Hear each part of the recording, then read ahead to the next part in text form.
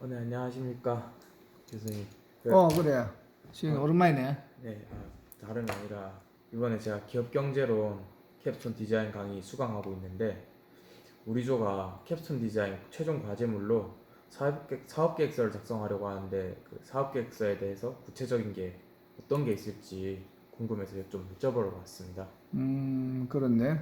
그래서, 오기 전에 교수님 준비를 했는데, 사업계획서에서 가장 중요한 것이, 제목이 있다시피, 사업 타당성이 있어야 된다. 그래서 네, 여러분들은 캡존 디자인에서는 빌더와 비슷한 형태의 사업계획서를 작성해야 되는데, 사업계획서를 작성하려면은 이런 목차 창업에서부터 맨 마지막 사업 타당성 분석까지 이런 내용들을 작성이 됩니다. 알겠죠? 네, 예. 자, 먼저 사업계획서를 하는 사람들은 초반에 이제 창업하는 부분이 많겠죠. 예, 창업에서 여러 가지 절차 중에서 성공적으로 사업 계획을 하려면은 사업계획 수립이 가장 중요하다 보여지겠죠. 네, 맞죠? 여기 대해서 한번 이야기를 한번 해보겠습니다. 자, 사업계획서란 우리가 지금 PT 목차에 있는데 결론적으로 사업계획서 필드에서는 뭐냐면은 제품에 대한 소개, 네, 그 다음에 차별성, 그 다음에 국내외 목표 시장, 그 다음에 창업 제품 또는 서비스에서 이미지 등을 요약해서 압축해서 기재하는 것이 사업계획서를 볼 수 있습니다. 네, 그러면 그 사업계획서에 어떤 것이 들어가야 되냐면은 핵심적인 것은 두 가지입니다. 문제 인식과 실행 가능성, 즉 프로그램과 솔루션을 제시할 수 있는 사업계획서가 가장 훌륭한 사업계획서라 볼 수가 있습니다. 네, 이런 걸 가지고 하는데 가장 심플한 사업계획서 목차를 가지고 한번 설명하도록 하겠습니다. 네, 예. 자, 사업계획서의 필요성은 조금 전에 얘기했다시피 체계적인 사업 준비를 하는데 유리하고 그 다음에 자본 조달을 위해 수단이다. 어떤 기관에도 내가 창업을 한다, 정부의 보증을 받는다, 대출을 받는다, 어떤 프랜차이즈를 낸다, 점포를 낸다 할 때도 먼저 사업계획서를 요구를 하는 겁니다. 그 다음에 이거를 가지고 진행이 되는지 안 되는지를 하고 체크를 해야만이 안정적인 사업계획서가 될 수 있다.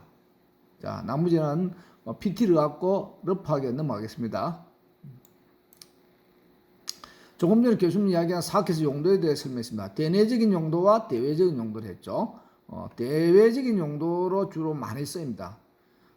예를 들어 가지고 자금을 조달하기 위해서 정부나 금융회사에서 자금을 조달하기 위해서 그 다음에 어떤 투자자를 또 모집하기 위해서 이렇게 써야겠죠.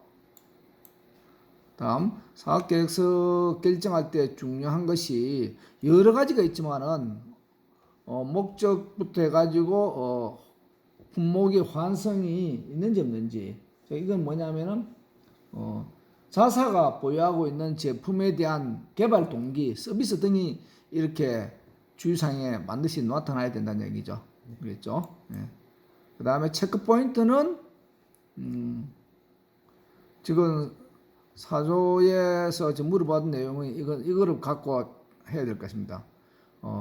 너무 의욕적으로 계획을 세우지 않았는지 또는 기초 자료가 부족하지 않았는지. 기초 자료라는 건 뭐냐면 내 아이템에 신용조사라든지 이게 대한 부분을 좀 디테일하게 고민을 해가지고 여러분들 내야 훌륭한 학술 사업계획서가 되는 겁니다.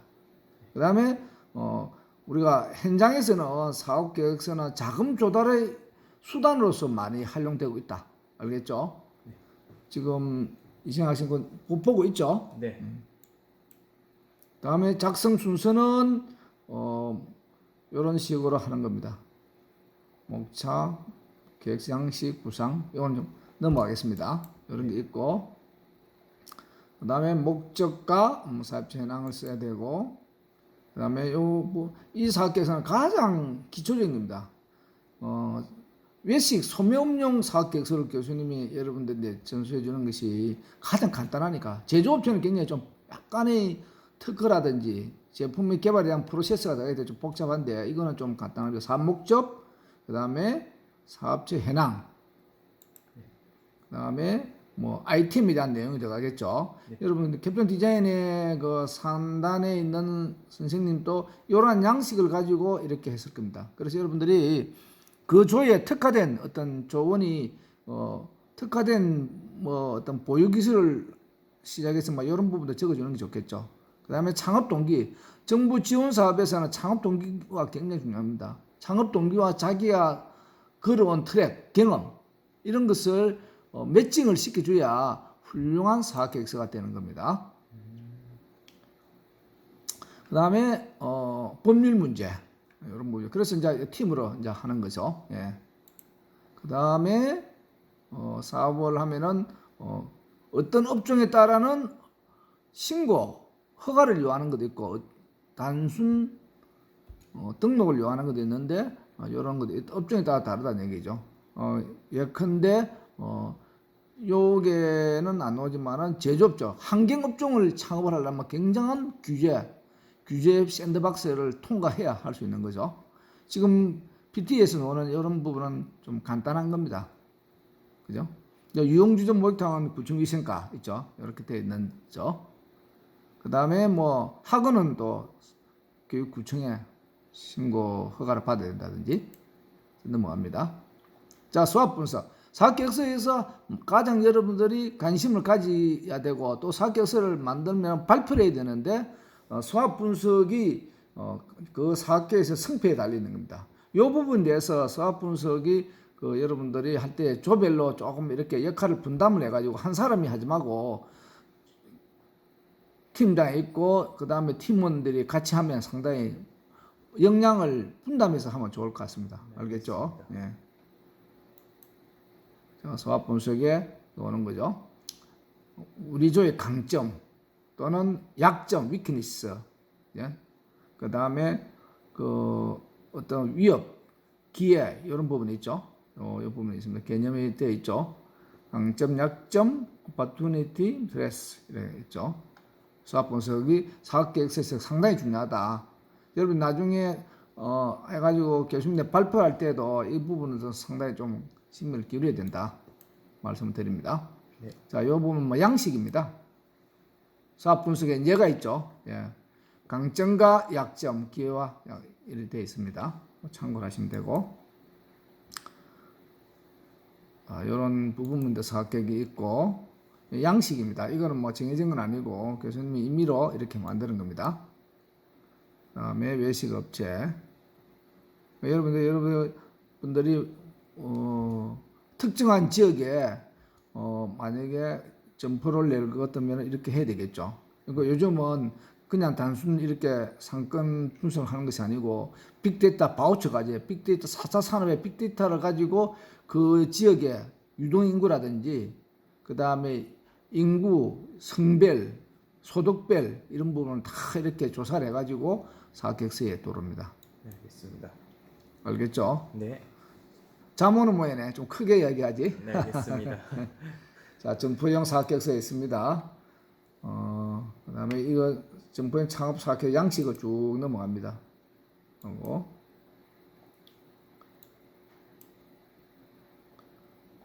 사업계획 양식 쭉 이승영 씨 보고 있지, 그지? 요 네. 좀 다른 요까지 뭐 질문 혹시 있는지.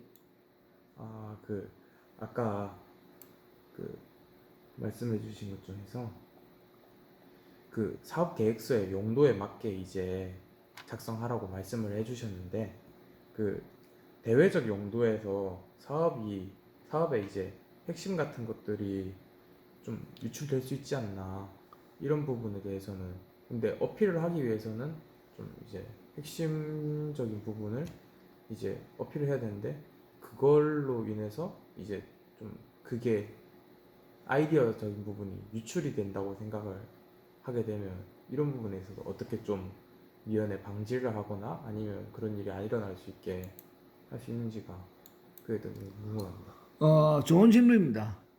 우리 모든 그 스타트업 업체나 정부 지원해주는 과제에 기술 창업을 하는 경우가 상당히 핸디캡이 이런 부분이 방금 질문했던 부분이거든요. 네. 그래서 교수님 실제 기정원이라든지 산업평가원에 창업과제 심사를 가면은 물론 이렇게 합니다. 각서를 쓰고 하는데 기술적인 유출의 문제는 요즘은 그 워낙 클라우드 산업이 발달해서 그런 부분들은 없는데 한계 제한적인으로 그런 문제 유출이 있을 수 있습니다. 그렇지만은 지금은 워낙 이 데이터 산업이 발달돼서 거기 유출된 경로부터 다 추적이 되니까 기술적으로 어느 정도는 안정이 되어 있고 단 그 참가했던 업체와 그 심사를 했던 사람들 간의 어떤 보안은 그렇게 유지되고 안에 내부적인 직원을 통해서도 흘러갈 수 있는 부분은 또 윤리적인 문제니까 또 그런 한계점이 있을 수 있습니다. 그래서 실제 창업하는 분들이 정부 사업계획서나 정부 보조금을 포기를 하더라도 내의 아이덴티티라든지 어떤 그 노하우를 유출될까 싶어서 실제 보조금 사업에 스타트업 업체 보조금 사업에 이렇게 안 하는 경우도 있는데 그런 경우는 미련하다 이렇게 저는 봅니다. 그 정도로 기술을 발표해 가지고 핸디캡이 있다면 그건 기술이라 볼 수 없는 거죠. 어떻게 보면은 그 정도 자신 없으면 기술이라 볼 수 없는 겁니다. 알겠습니다. 자, 그 다음에 사업계획서의 구체적인 항목을 한번 보면은 결국 사업계획은 뭐 이겁니다. 재무계획, 그죠? 여러분들도 사업을 하나 비전을 꼭 지어야 될 겁니다. 교수님도 이거 빌더에 가면은 스타트업 업체의 재무계획 부분을 해주거든요. 자금을 조달을 어떻게 해가지고 자금을 어떻게 쓰는지 이런 부분에 대해서 현실적인 실현 가능성이 있는 계획을 가져가라 합니다.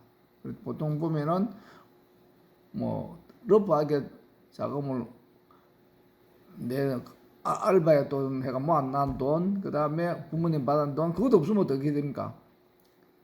빌려야 되죠. 네. 친구인데 빌려 또 안 되면 뭡니까? 제도권에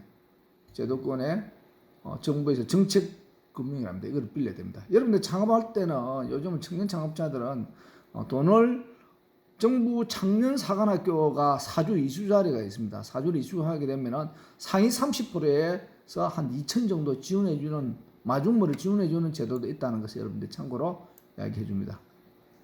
자, 그 다음에 정부 차원적 사계획서가 넘어가고 있고, 자, 창업할 때 여러분들 비용 분석이 있는데요. 이런 부분에 정부했을 때 뭐 보증금이 있을 끼고 인테리어하고 그 다음에 운영자금이 있을 끼고 상품 구입을 하려면 재료 구입에 한 돈이 필요하겠죠.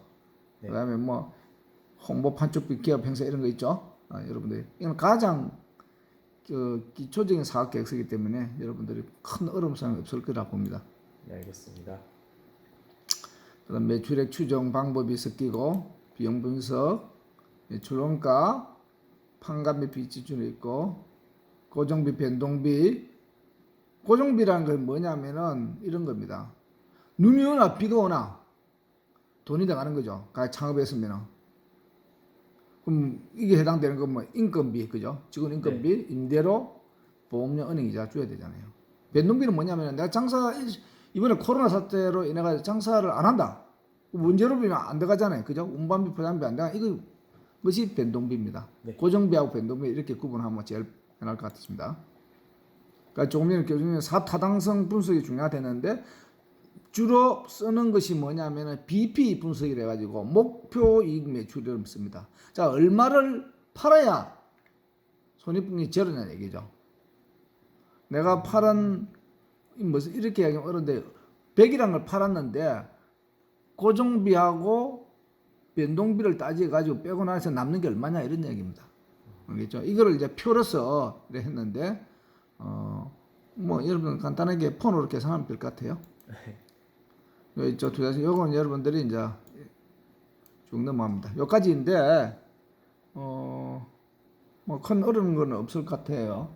요거를 가지고 여러분들이 캡션 디자인에 좀 학술 보고서를 해보면은 사업계획서를 만들어 보면 굉장히 유익할 것이라 보고 이 관련 자료를 또 시스템에 올려놨습니다. 올려놨고 동영상도 올려놨고 또 과제 부분을 6차가 휴강했으니까 7차 부분에 또 요 내용이 올라가 있으니까 이렇게 보면 되겠습니다.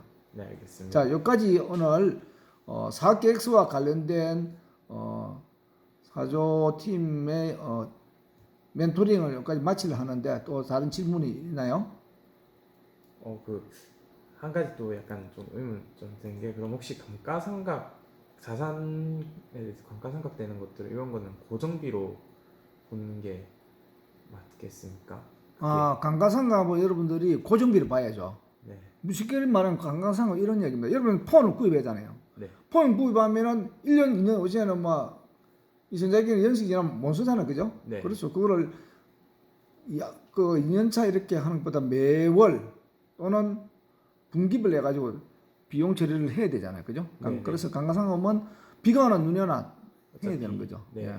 보통 이제 이 창업자들이 그거를 비용 처리를 안 해서 낭패를 겪는 경우가 많은데 반드시 그거를 해야 됩니다. 네, 알겠습니다. 또 좋은 질문이네. 그리고 이제 딱히 더 궁금한 건 이제 없습니다. 나는 이제 이번에 그 취업이 되어 있는 상태니까 네, 그 회사에서도 이런 관련해 가지고 자료도 좀 만들고 이렇게 하죠. 네, 아무래도 자산은 관리하고 있고, 네, 그 외에 뭐 사실 네, 뭐 공문서나 이런 걸 보다 보면 이제 약간 법적인 사항도 좀 체크를 해보게 돼, 네, 뭐좀 알고 그렇게 알게 된 게 있는 것 같습니다. 경험 삼아서 이제. 그 대면 수업할 때 다시 한번 그 이야기를 하기로 하고 네, 그때 한번 이야기하죠. 네, 알겠습니다. 자, 수업은 여기까지 하고 자, 여기까지 하겠습니다. 자, 다음에 대면 수업 때까지 5월달에 한번 보도록 하겠습니다. 자, 여기까지 마치겠습니다. 네, 감사합니다.